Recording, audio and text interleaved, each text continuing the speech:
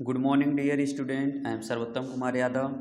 Student, आज आपको class eighth की हिंदी फर्स्ट की लेसन नंबर 4 सफलता की कुंजी बताया जाएगा। सफलता की कुंजी अर्थात ऐसे तरीके जिन्हें आप अपना करके जीवन में सफलता प्राप्त कर सकते हैं, इसे हम सफलता की कुंजी कहते हैं।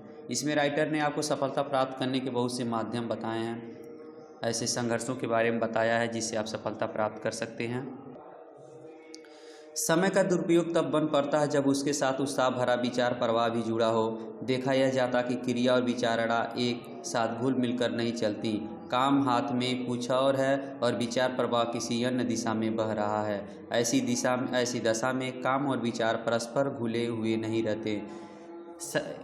राइटर बता रहे हैं कि समय का जो सदुपयोग होता है, अच्छा उपयोग, सही उपयोग तब हो पाता है जब आपका विचार और आपके मन के प्रभाव दोनों, यानी कि क्रिया और विचार दोनों एक साथ चलें। जब क्रिया और विचार एक साथ नहीं चलता है तो इस दशा में आपका कार्य मन में नहीं लगता है। अक्सर देखा गया है कि आप काम कुछ और कर रहे हैं लेकिन आपका विचार कहीं किसी अन्य दिशा में चल रहा है। इस समय समय का सदुपयोग नहीं हो पाता है। ऐसी दशा में समय जिस प्रयोजन के लिए लगाया जाना चाहिए था लग नहीं पाता है। क्षमता दो भागों में बढ़ जाती है। फलतः न चिंतन सही हो पाता है न कार्य। इस ऐसे आकार करते हैं आप दो, अगर क्रिया आपका कहीं और है और विचार कहीं और, यानी कि मन से उस कार्य को नहीं करते हैं तो समय का सदुपयोग नहीं हो पाता है। और ऐसे ये होता है कि आपकी जो कार्य क्षमता होती है दो भागों में बढ़ जाती है। चिंतन कहीं और होता है और कार्य और। इस तरह न चिंतन सही हो पाता है न कार्य हो पाता है। समय का नियोजन भी वैसा नहीं हो पाता जैसा होना चाहिए। जब तक यह स्थिति बनी रहेगी तब तक समय के साथ काम करने वाली दोनों शक्तियां आपस में सामंजस्य न बैठा सकेंगी। और जब तक ऐसी स्थिति बनी रहेगी तब तक आपके अंदर दोनों शक्तियां आपस में, यानी क्रिया और विचारणा दो शक्तियां होती हैं, यह आपस में सामंजस्य तालमेल नहीं बिठा पाएंगी। और जब तालमेल नहीं बिठा पाएंगी तो काम अधूरा हो जाएगा या वह अरुचिकर हो जाएगा, यानी भारी भरकम आपको लगेगा। वह काम पूरी मन से आप लगन से नहीं करेंगे और जब लगन से नहीं करेंगे तो उसमें लगाया गया जो समय होता है सार्थक नहीं होता, सही नहीं होता है। समय का सदुपयोग किसी कार्य के साथ जुड़ने पर ही हो पाता है। निठल्ले बैठे रहने पर समय की बर्बादी ही होती रहेगी। समय का सदुपयोग तब होता है जब आप समय के साथ किसी कार्य को कर रहे हैं, और अगर निठल्ले बैठ कर के समय बर्बाद कर रहे हैं और तो समय की बर्बादी कर रहे हैं या सही से काम नहीं कर रहे तो वो समय की बर्बादी ही कहलाती है। भले ही उस समय कल्पना की उड़ानें उड़ते या किसी मनोरंजन के दिल बहलाते रहा जाए, निठल्ले व्यक्ति आलसी प्रमादियों की तरह समय गुजारने के लिए कुछ न कुछ आधार तो ढूंढ ही लेते हैं, फिर भी उसे वक्त की बर्बादी ही कहा जाएगा। देखिए, ऐसे काम जो बैठ कर के आप किसी काम के बारे में सोच रहे हैं या कुछ कर रहे हैं, उसके बारे में क्रिया विचार कर रहे हैं, उसके बारे में विचार कर रहे हैं, तो ये समय की ही बर्बादी कहा जाएगा या मनोरंजन के लिए आप समय को बिता रहे हैं। क्योंकि राइटर बता रहे हैं कि जो निठल्ले व्यक्ति होते हैं जो समय की बर्बादी करना चाहते हैं वह समय को बर्बाद करने का कोई ना कोई कारण ढूंढ लेते हैं, कोई ना कोई उद्देश्य जोड़ लेते हैं और उनका समय बर्बाद होता रहता है। और ऐसे कार्यों को ऐसे समय को समय की बर्बादी कहेंगे, ऐसे कार्यों को हम कार्य नहीं कहेंगे।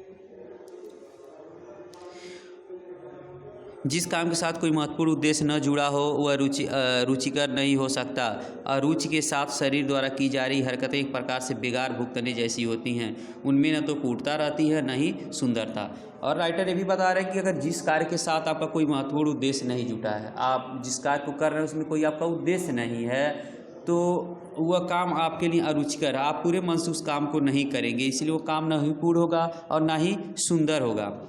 आधे अधूरे काने कुबड़े काम ऐसी ही मन स्थिति में बन पड़ते हैं, उनमें से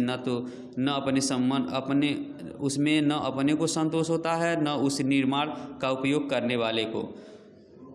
कह रहे कि आधे अधूरे काने कुबड़े मतलब जो पूर्ण न हो।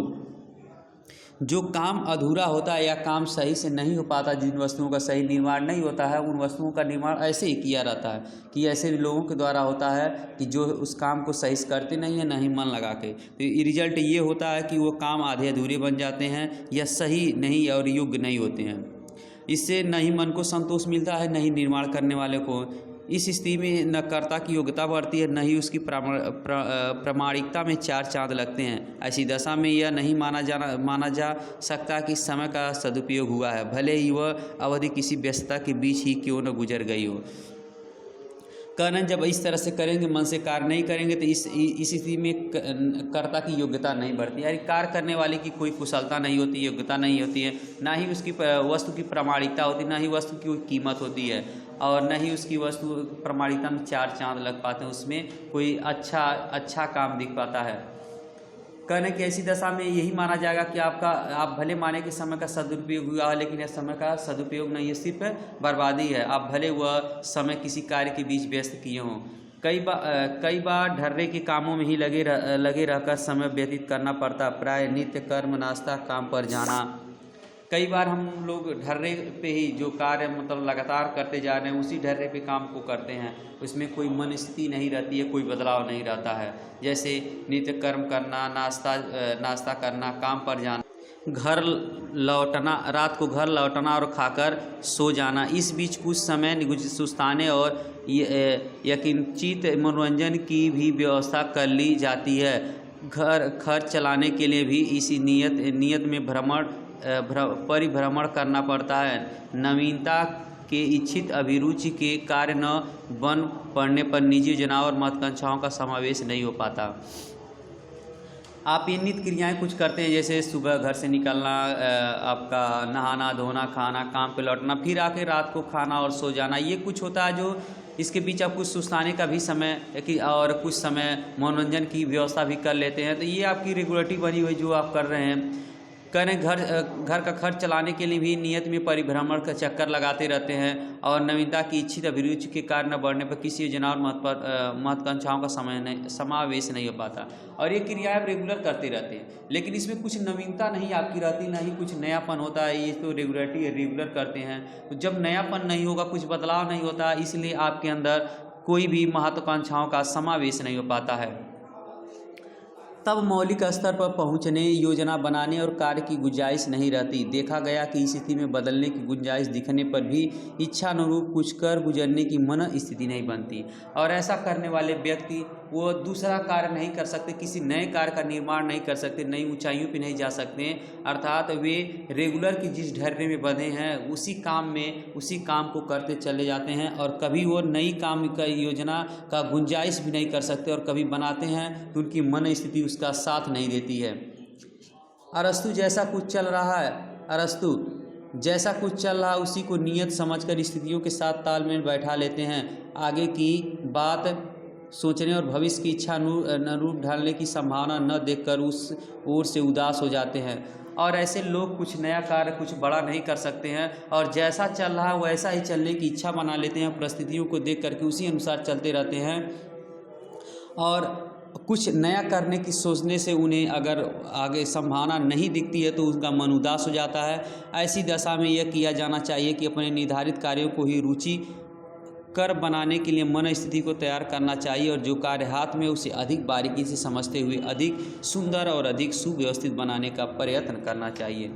कह रहे हैं कि अगर ऐसी स्थिति में आपको निराशा हाथ लगती है, तो हमारे हाथ में जो काम है, छोटा बड़ा जो भी काम है, उसे पूरी मनोस्थिति के साथ रुचिकर भावना से करना चाहिए, और पूरी सुव्यवस्थित ढंग से करना चाहिए। बारीकी से करेंगे तो वह काम अधिक सुंदर और सुव्यवस्थित होगा। काम छोटा हो या बड़ा, उसका स्वरूप कैसा बन पड़ा, यह इस बात पर निर्भर करता है कि उसके साथ कितनी दिलचस्पी जुड़ी रही, उसमें त्रुटियां न रहने देने के लिए कितनी चेष्टा की गई। कह रहे हैं काम छोटा या बड़ा, उसका स्वरूप कितना बड़ा, स्वरूप कैसे बन पड़ा, यह इस बात पर निर्भर करता है कि उसके साथ कितनी दिलचस्पी जुड़ी रही। अर्थात आप जिस काम को कर रहे हैं, उसके साथ आप उसमें कितना मन लगा कर किए हैं, ये बात जरूरी होता है, और आप कितना कोशिश किए कि उसमें कोई त्रुटियां यानी गलती न रही, इसकी चेष्टा आप कितना किए हैं। सर्वांगपूर्ण बनाने के लिए उस हेतु कितनी तत्परता बरती गई है, और उसको सर्वांगपूर्ण सभी तरह से अच्छा बनाने के लिए उसमें आपने कितनी तत्परता बरती है। यदि काम मनोयोग पूर्वक किया गया होगा, उसे प्रतिष्ठा का प्रश्न बनाकर अधिकाधिक अच्छी तरह किया गया होगा, तो निश्चय ही वह आकृति अलग से अपनी गौरव गरिमा का परिचय देगी। अगर उसको प्रतिष्ठा मान करके, उस अपने सम्मान मान के उस काम को किए रहेंगे, अच्छी तरह से किए रहेंगे, तो जरूर उस कार्य का, उस कृति का निर्माण जो काम किए हैं उसकी गौरव गरिमा का परिचय देगी, अर्थात वह कार्य जरूर ही प्रतिष्ठित ढंग से संपूर्ण होगा। उसका सौंदर्य अलग से चमकेगा, साधारण होते हुए भी उसमें विशेषता भरा देखा जाएगा। और वो काम बहुत छोटा भी अगर रहेगा, साधारण रहेगा, तब भी उस काम में काफ़ी विशेषता आपको नज़र आएगी, क्योंकि आप उस काम को मन से, लगन से और पूरी तत्परता के साथ किए हैं। घोंसला कबूतर भी बनाता है और बया पक्षी भी, पर दोनों की आकृतियों में जमीन आसमान जैसा अंतर है। कबूतर आड़ी टेढ़ी लकड़ियां रखकर अपने बैठने आराम करने की जगह बना लेता है, उसी में अंडे देता है। यह कमज़ोर बनावट हवा का तेज झोंका आते ही नीचे गिर पड़ती है, उजड़ जाता है और अंडे ज़मीन पर गिरकर नष्ट हो जाते हैं। देखिए राइटर ने कितना सुंदर उदाहरण दिया है कि काम को कई लोग करते हैं, लेकिन हर व्यक्ति का काम अलग अलग हो जाता है। एक ही काम अलग अलग पर उसका परिचय देता है। अगर सुंदर ढंग से काम बारीकी से नहीं करेंगे, मनोयोग से नहीं करेंगे, तो वह काम आपका बिल्कुल साधारण और ख़राब हो जाता है। उसमें राइटर ने एक घोंसला बनाने का उदाहरण दिया, एक कबूतर और बया पक्षी का। राइटर बता रहे हैं कि कबूतर भी घोंसला बनाता है और बया पक्षी दोनों बनाते हैं, लेकिन उनकी कृतियों में और कार्य करने की मनोयोग में और रुचि में जमीन आसमान का अंतर रहता है। कबूतर जैसे तैसी लकड़ियों को जोड़ करके अपना घोंसला बनाता है, उसमें बैठ जाता है, अंडे देता है, और दुर्भाग्यपूर्ण आंधी या हवा आती है तो उसकी लकड़ियां जैसे तस पड़ी थी वो बिखर के गिर जाती हैं, उसके अंडे गिर जाते हैं और नष्ट हो जाते हैं। इसके विपरीत बया चिड़िया जो होती है, शरीर से छोटे हुए भी कबूतर की अपेक्षा काफ़ी छोटी होती है, लेकिन वो मनोयोग पूर्व अपना घोंसला बुनती है, अपना पूरा मन लगा करके अपने घोंसले को बुनती है। साइज के तिनके बीनकर लाती है और उसे सतर्कता पूर्वक एक दूसरे के साथ गूंथती है। वो साइज के किस जगह लगेंगे, ऐसे साइज को बीन करके लाती है और सतर्कता पूर्वक पूरी सतर्कता के साथ उसे गूंथती है, बुनने का काम करती है। आदि मध्य व अंत की बनावट कैसी हो, उसमें क्या फ़र्क रहे, इसका ध्यान रखती है।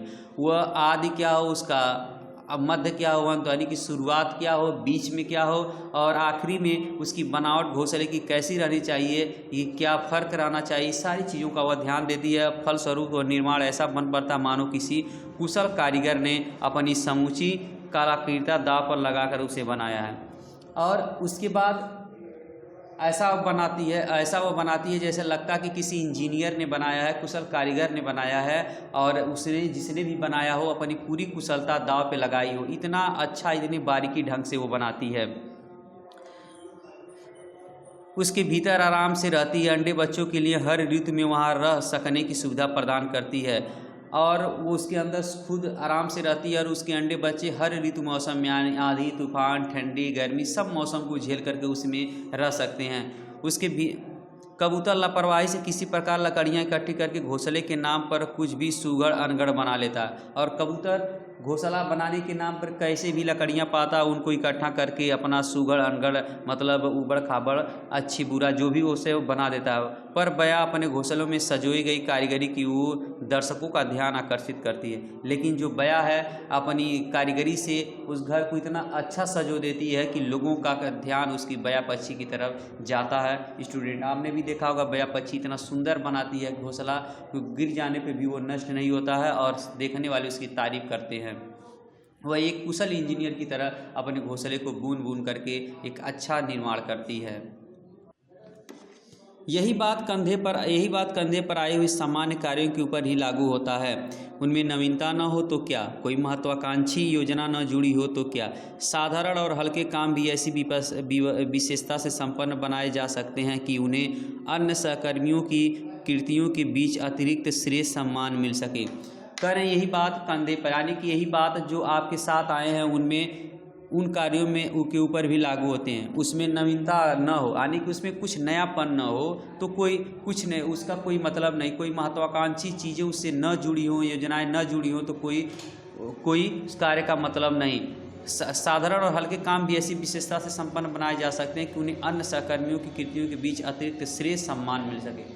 साधारण और हल्के कार्य को भी इतना विशेषता दिया जा सकता है कि वह अपने साथ के सभी कार्यों से और कार्य करने वालों में लोगों में अधिक श्रेय सम्मान मिल सके और ख़ास बन सके।